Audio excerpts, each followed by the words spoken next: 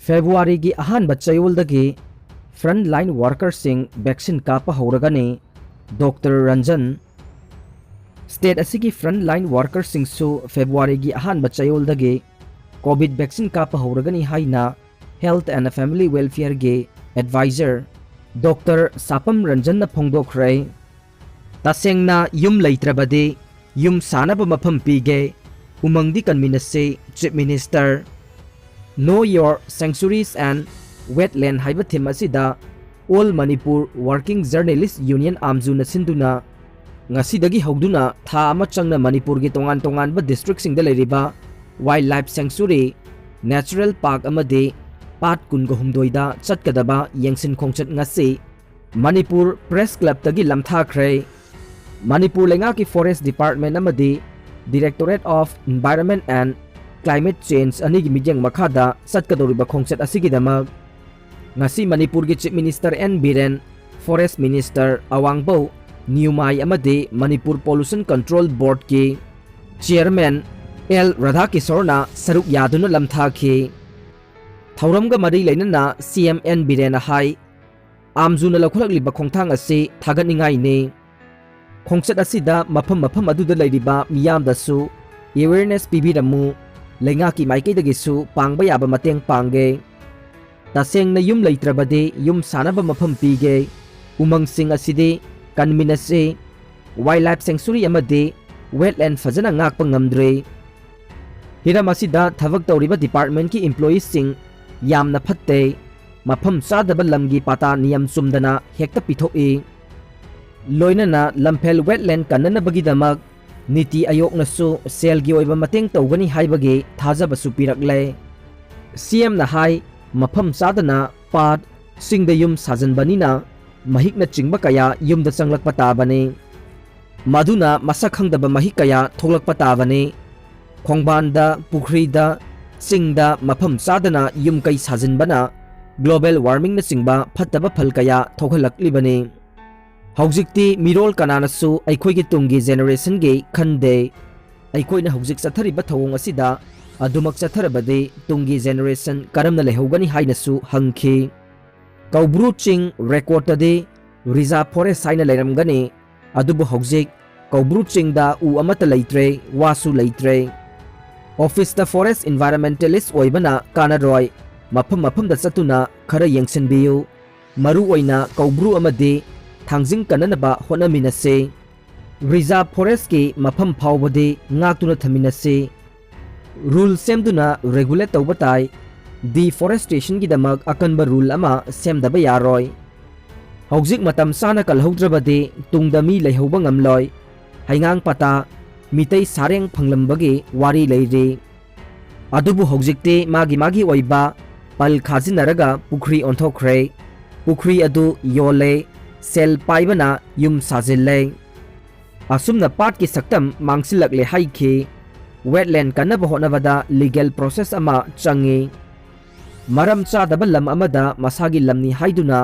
aran bache paiba kaya leire court ki miyoi sing revenue ki miyoi sing journalist punna lok adalat phamduna maram chumbada piba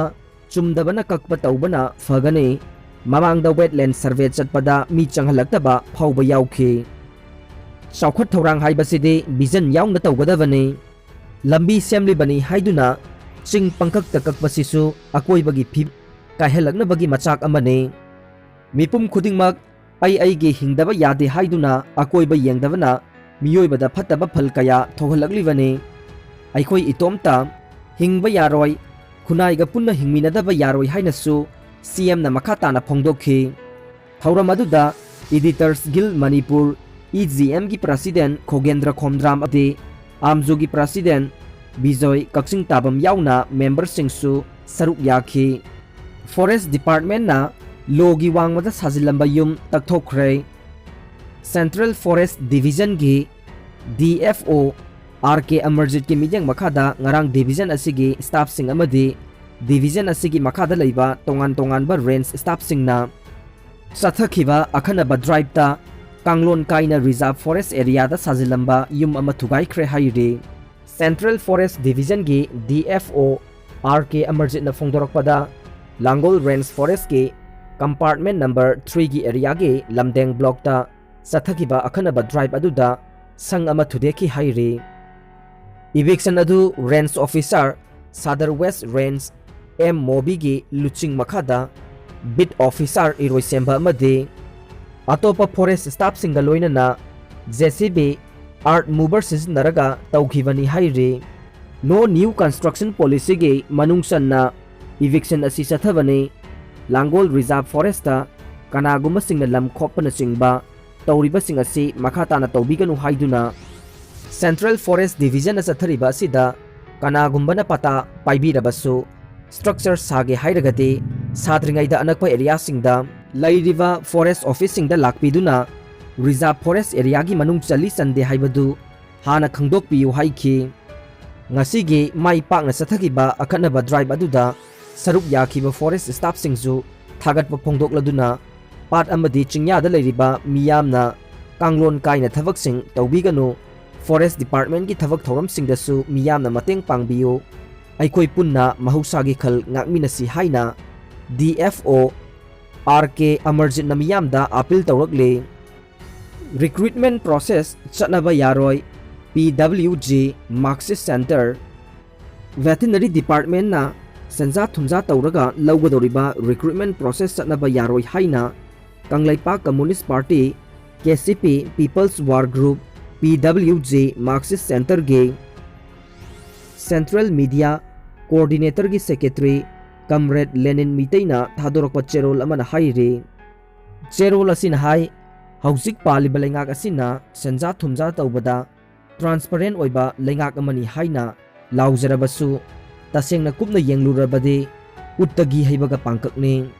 हौखिबा मतमदा पानखिबा लेंगाक सिंगना चलंबा मचत अदुदगे सुंखेत खेनदब मचत अमदा सत्तुना चाउना सेंजा थुमजा तौरी हैबसे मयेक सेंगलबा ककपा यारोइदबा अमने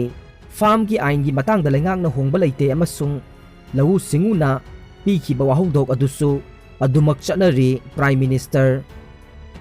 जिरी तुरेलदा तिलहार हिदाक थादबदगे सीदुना ताखोलकपा ngasing phumjinkhre जिरी तुरेलदा marang kaina phanglamaba guranga mangsilakle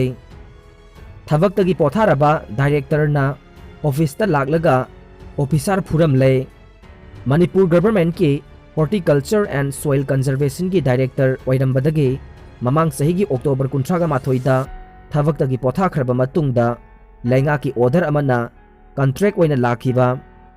N Jaimati Kaubi amana horticulture department ke deputy director wamiyoi amabu mahaki office ka da kauksilaga phukre haire thongdok adubu yaningdaba phongdokladuna February amada directorate office mamangda employee singna wakat mifam sathagani haina laukthokre thongdok adugi victim oikiba horticulture and soil conservation ge deputy director adugi maming N Madhura Singh Kauwe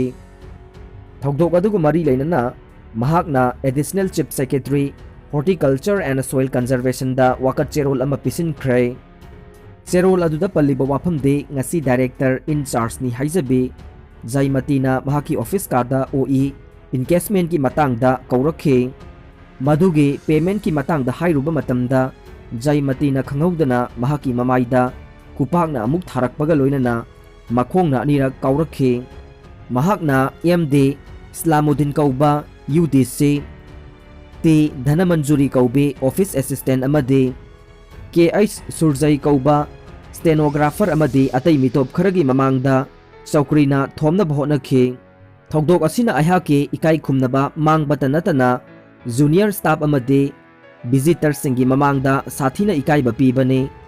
phibam asida office ka ba amade deputy director headquarter oina Makhatana thabak puba ngamdabage phibamda leire maram asina mahaki mathakta matik chaba legal action lakhotpiu haina palle education minister Sorok Khaibam Rajan ge surprise visit JP college ta oza ahumdagi hena karamdre minister saukhre COVID-19 laichatna maram oiduna mahiloisang pumnamak tha tara hena thongloluraba matung satliba January 18 tage hangdoktuna mahitamba haunaba khanghankibadu